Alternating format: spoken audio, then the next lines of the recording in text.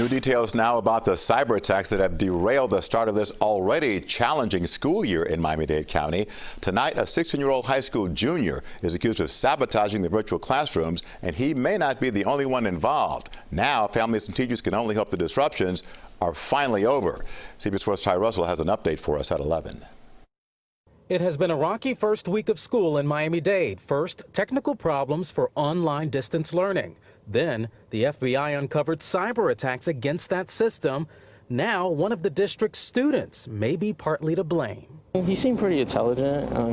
I didn't think he would be able to do that kind of stuff. Kevin Jarquin lives next door to 16-year-old David Oliveros, just south of Miami International Airport. The South Miami High School student is accused of 8 cyber attacks. He was arrested around 3 Thursday morning. Police took his computer and a gaming console.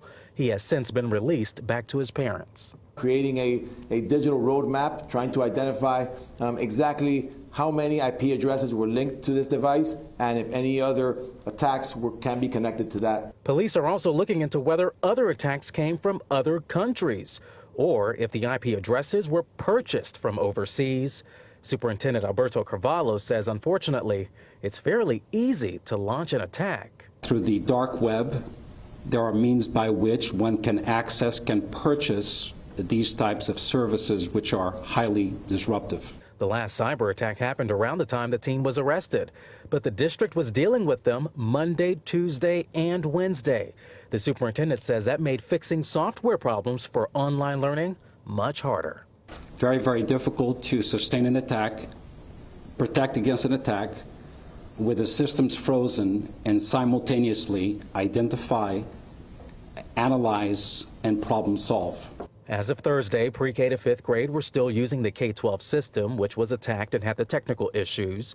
All others are using Zoom through Microsoft Teams. The superintendent says K-12 is performing much better. Even though we did see some glitches, they were very individualized, but the system performed significantly better. A spokesperson for K-12 says the problems may have come from a big demand nationwide. The company is working with the district to fix the problems, but the superintendent will decide around September 11th whether to keep it or move on. And as for neighbors, they say the teen accused is not known for causing any trouble. He's not a bad kid. He's never been in trouble. Nobody at the teen's home wanted to talk. However, he is scheduled to be in juvenile court next week. In Miami, I'm Ty Russell, CBS 4 News Tonight.